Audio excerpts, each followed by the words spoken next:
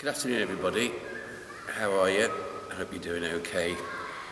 As you can hear, our children are outside enjoying themselves. How good is that? It's so long that we never heard the shrieks of enjoyment of children during the summer, and now it's a lovely thing. So I'm sitting here next to Father Terry's roses and trying to talk over the children, but I don't mind. Of course, this year things have changed so much and continue to, and we don't quite know how to keep up with it. It would appear at the moment that the coronavirus has increased once again in frequency. And at first we thought, well, that's only because more people are being tested. In the first place, they weren't tested at all. And secondly, because now we know that there are people going into hospital, and yesterday 367 people died. So when we thought we were somehow getting back to normal, now we know we're not. And the winter looms ahead. The government's furlough scheme will end very soon. That means that there'll be much more unemployment, there'll be much more poverty, and of course the nights are dark. During the summer the children could be outside and you could go for a nice walk, but when it's chucking it down with rain and a miserable day, that will not help us in the coming weeks. And we may feel very depressed about it, and rightly so. But the point I want to try and make today is that, all is not lost, really. Much of what we do as Christians is to do with what I call reading the signs of the times. What is happening to us as people, both personally and socially, globally, and so on. And how have we changed? How are we changing? Are we changing for the better? And what does all that mean? What do all these events taking place around us mean for us? Certainly, with regard to COVID-19, nobody could say that everything is the same. And when we use the expression back to normal, we don't know what we mean by that.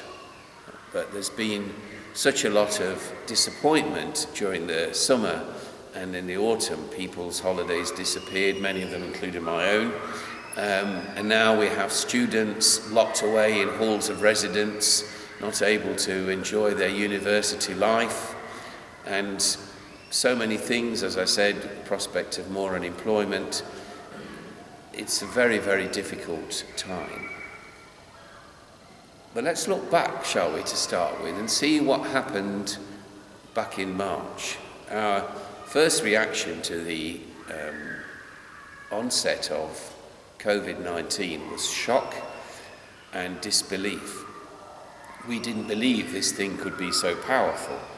We didn't believe it would have such an effect. And when people started to get really ill and die, it shook us. We didn't know what to do because it was so unprecedented, never happened before. But at the same time, all those months ago, something happened that was really good. For example, we started trying to help each other, phoning people up, delivering newsletters, doing shopping for people who couldn't get out or were too frightened. There was all that sort of going on for quite some time. We clapped the NHS workers, and in so doing recognised that we'd actually got neighbours we'd never seen. And there was, even in the midst of that fear and anxiety, a spirit of togetherness and optimism. But as the year has gone on, that has waned, if not disappeared. And so the nastiness has returned. People have begun to become more selfish, complaining. There's been lots of crime and violence and so on. There's been lots of things happening which were happening before that we thought had changed, but in fact they hadn't. People were still wanting to get richer, and they didn't care about anyone else. So that brought with it a very sad time and a worrying time. And then we had the schools going back, which was great delight. I don't think I've ever seen schools being so happy places. And you have to smile. I said to the head teachers of St. Peter's and St. Martin's, one word has not appeared in the vocabulary at all in all of this, and that word is Ofsted. Nobody cares about Ofsted, which of course is exactly right. They shouldn't, because it was overtaking them, it was trapping them, it was making teachers stressed, worrying parents and children, and now we're just concerned about being alive and looking after each other. And Ofsted doesn't seem to have the significance that it once had, and that is a good thing, because it couldn't carry on like that. So it's been great to be in school with my visor on in St. Peter's and going in and teaching in St. Martin's and seeing them all. It's been absolutely wonderful seeing the children again, smiling. It's made me feel 10 times better. And what's the meaning of all of that?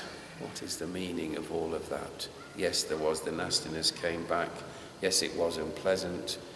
Yes, people started looking out for themselves again. And whatever we might have learnt back in those early days seems to have disappeared. Is that going to come back? Well, the answer to that question is, yes, we hope that it will. We hope that it will. There is a think tank called More in Common, and they did a survey recently, and in their survey they said that it gave them an increased awareness of how people actually live their lives, and they detected a new spirit of empathy, of concern, of compassion and solidarity. And that was something that was very good. Now, I don't know how long ago they did that survey, whether they think the solidarity is still there, but the fact is, why do so many people have to go to the doors of the food banks? Why are they poor? There was a wonderful Brazilian bishop years ago called Helder Camara, and he said, "When I feed the poor, they call me a saint. When I ask why are they poor, they call me a communist." And we don't ask why there is poverty, and we don't understand what poverty is. Poverty is an intellectual thing as well as something that is material. I heard at Market Bosworth this morning that one of the local vicars' wives during the summer had started doing classes for people on how to cook and make food last, instead of thinking you've got to go and get a ready meal which you can't afford and shove it in the microwave. Guilty. But there was lots of initiatives like that went on, and as I say, are we going to be a society of solidarity and compassion when the money runs out that the government can't provide anymore? And are we going to just withdraw into ourselves and say, well, this is my life, I've got to look after myself? Because something primeval comes out when we are feeling threatened or in danger of not having what we think we should have and deserve to have. Enter a young gentleman. A gentleman who has known poverty. A gentleman who now knows the exact opposite, who is very much in the public eye because of his profession, who is earning lots of money. But because of his background, what he has is of no significance. And that is why Marcus Rashford is such a role model. He's not just a brilliant footballer and a nice chap. He's actually getting beyond that and wanting to make sure that children have school meals in the holidays, that they are fed. Because when they're not at school, they're not being fed properly, if at all. And he will not let go of this. And they've tried to fob him off and they've tried to do all sorts, but he will not let go of it. And he has used his position to make people think again. And that's the point. It's making us think again about how things are. And, I don't do Twitter, forgive me, I don't. But there was a thing in the paper yesterday about a tweet, which is a message that he had given. And he said, selflessness kindness, togetherness. This is the England I know. That's what he said. Well, is it the England that you know? Or is it the England that I know? It's certainly the England that I hope will be, and I hope that we will see that. And it's interesting, in the last few days, largely because of Marcus Rashford, things have changed. Some businesses have started providing for people in need. For some time now, the supermarkets, instead of throwing away their food that is nearly out of date, have made it available to different agencies so that people can be fed. And it would have literally gone in the skip and wasted. Cafes and restaurants who are struggling to keep going are actually trying to provide meals for people who don't have them. So, in some respects, the solidarity and compassion is returning. Maybe not from the top, but certainly at ground level. And that's something to be very, very content about. And it will be necessary during the winter in particular, because people don't stop being poor because of COVID-19. In fact, many ways it makes them even more poor. And so, can it be different? Can it be different? In this church, 10 years ago, we put on, for the first time, a musical. And people like musicals, and they came along and they thoroughly enjoyed the musical, thought it was marvellous, and everything else. But most of them missed the point. The point of Mother Mary was not just telling the story of Christmas to the music of ABBA, it was the message. Can you change your mind and be good and kind? Look around and see, come and follow me.